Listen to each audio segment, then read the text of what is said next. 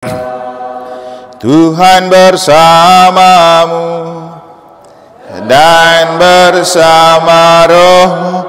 Inilah Injil suci menurut Matius. Dimuliakanlah Tuhan. Dalam khotbah di bukit, Yesus berkata, kalian mendengar bahwa dahulu disabdakan, mata ganti mata, gigi ganti gigi. Tetapi aku berkata kepadamu, janganlah kalian melawan orang yang berbuat jahat kepadamu. Sebaliknya, bila orang menampar pipi kananmu, berikanlah pipi kirimu. Bila orang hendak mengadukan engkau karena mengingini bajumu, serahkanlah juga jubahmu. Bila engkau dipaksakan mengantar seseorang berjalan sejauh 1 mil, berjalanlah bersama dia sejauh 2 mil. Berikanlah kepada orang apa yang dimintanya, dan jangan menolak orang yang mau meminjam sesuatu daripadamu.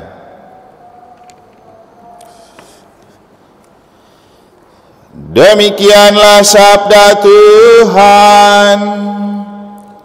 Terpujilah Kristus. Para suster dan Bapak Ibu saudara-saudari yang saya kasih dalam Tuhan, BPS dulu pagi-pagi ya. BPS itu bagaimana perasaan saya.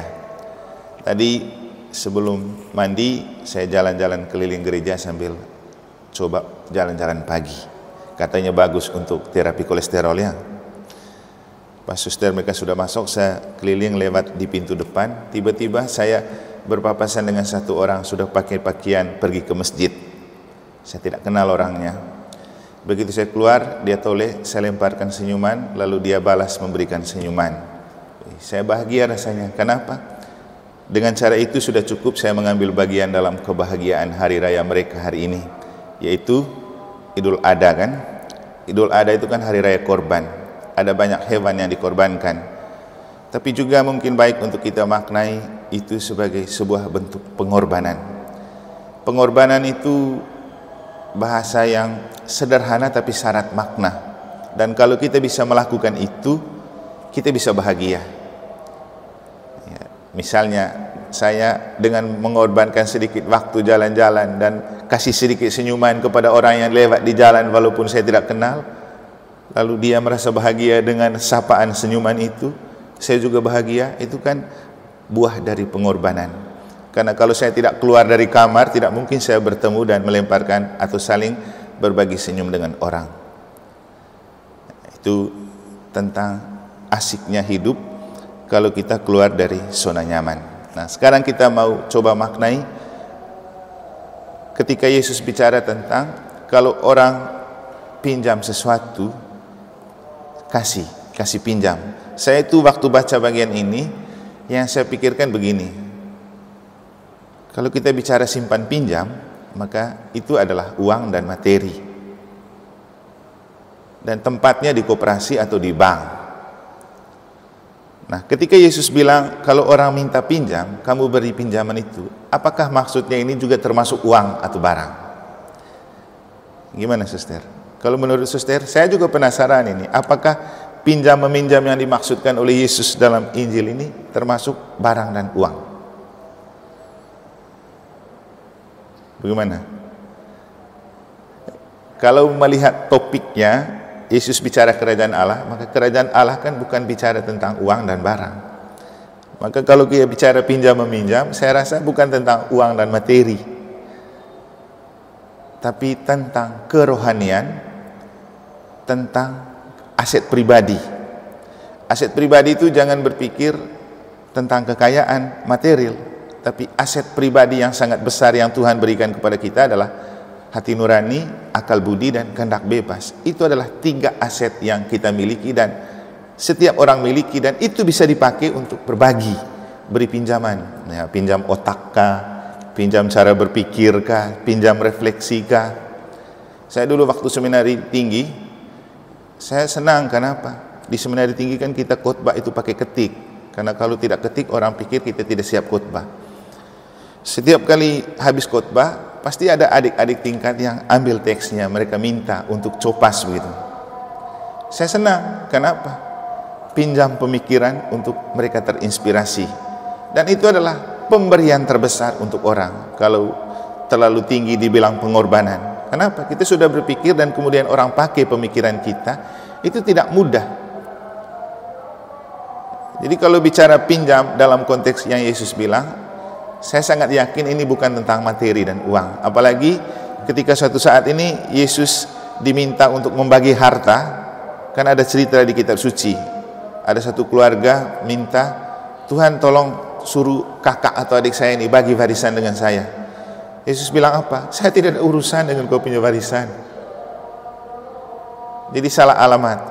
Sehingga pinjam-meminjam yang dimaksudkan Yesus adalah pinjam kekuatan yang kita miliki yang bukan materi dan uang. Ya, kalau memang ada materi dan uang dan kalau kita mau kasih pinjam, ya silakan. Tapi yang paling penting bukan materi dan uangnya, tapi hati, motivasi di balik kita meminjamkan sesuatu.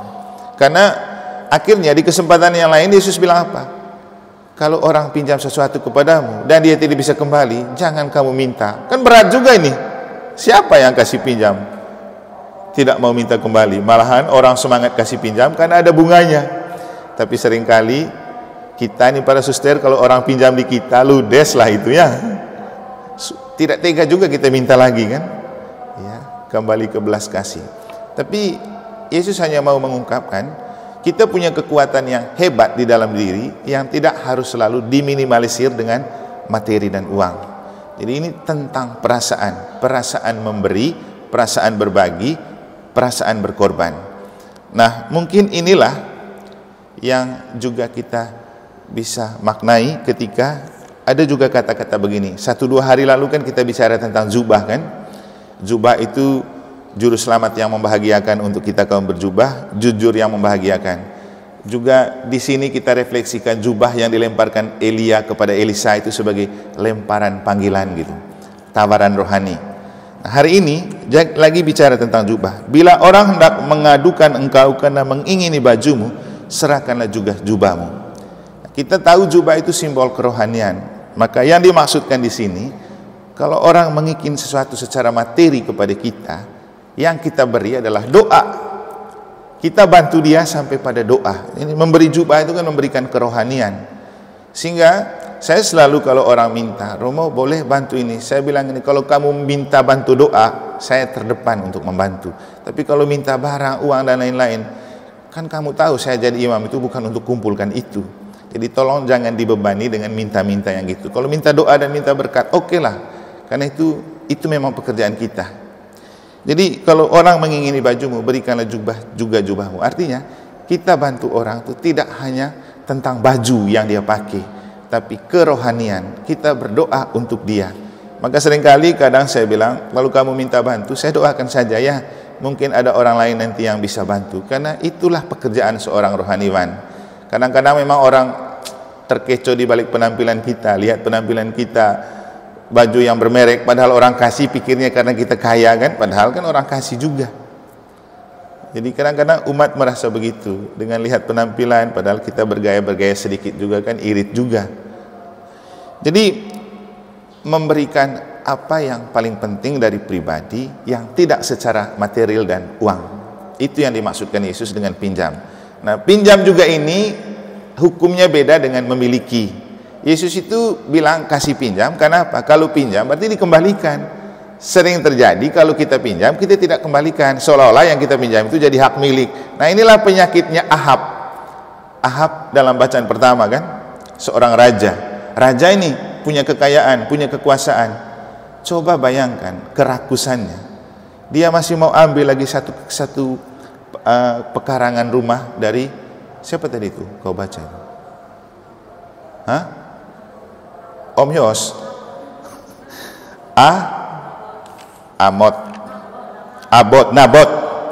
Nabot itu sudah punya tanah warisan leluhurnya, tapi dia lebih melihat tanah itu sebagai anugerah Tuhan. Ahab seorang raja, punya kekayaan, punya kekuasaan, masih juga mau pingin itu tanah. Coba. Dan saya rasa menarik jawabannya Nabot. kalau Tuhan, semoga Tuhan tidak membiarkan saya memberikan tanah itu. Stres memang ini Ahab, tapi hebat ya dia punya istri ya. Dalam hal ini juga benar kata orang, di balik suami yang sukses ada istri yang hebat. Tapi kehebatannya parah ini. Siapa nama istrinya tadi? Isabel, bukan Elizabeth ya. Ya, beda sedikit tuh. Isabel sama Elizabeth. Coba, liciknya dia memang perempuan itu tidak semuanya. Perempuan memang ular. Kalau soal memainkan bersilat lidah itu pintar. Untuk merekayasa. Coba bayangkan dia atur skenario untuk pembunuhan Nabot. Ngeri sekali ya. Ceritanya ngeri sekali. Jadi sepintas dari cerita ini kesannya seperti Tuhan itu tidak memihak Nabot. Karena akhirnya Nabot mati. Tapi cerita belum selesai di sini, masih ada kelanjutannya. Karena ada resiko yang sangat buruk dari yang terjadi ketika mereka sukses membunuh Nabot hanya karena mau mendapat sekeping tanah itu. Tapi yang paling penting mungkin di sini itu gayanya Ahab ini loh. Seandainya mungkin dia pinjam, pasti Nabot kasih, tapi miliknya tetap punya Nabot kan. Tapi ini dia mau miliki. Nah ini yang jadi penyakit terbesar untuk kita. Yang punya orang kita mau miliki. Kan dalam hidup itu ada istilah hak milik dan hak guna kan. Kadang-kadang orang yang diberi kesempatan untuk hak pakai atau hak guna, lama-lama pingin memiliki. Padahal judulnya pinjam. Dan seringkali begitu. Nanti kembali ke hati. Hati yang terlalu rakus itu memang bahaya. Karena segala macam bentuk kekayaan duniawi bersumber dari perasaan hati. Kalau kita rakus, kita mau punya semua. Tapi ternyata Tuhan menganugerahkan hati nurani kepada kita bukan untuk rakus, tapi untuk kita bisa membantu orang dari kekuatan hati yang kita miliki. Ya, contoh sederhana seperti yang saya bilang tadi. Ketika saya berjumpa dengan orang yang saya tidak kenal dan dia mau pergi doa sholat di masjid untuk hari raya hari ini, saya tidak punya apa-apa untuk berbagi kepada dia. Saya hanya punya hati untuk menyapa dia dengan melemparkan senyuman, lalu dia membalas dan kami saling tersenyum. Itu membahagiakan. Kan itu kan pinjam senyuman saja, pinjam hati untuk berbagi. Jadi inilah yang dimaksudkan oleh Yesus ketika orang meminjam sesuatu kepadamu, berilah. Jadi pinjam otak, pinjam hati, pinjam rohani untuk membantu orang lain. Semoga Tuhan memberkati kita.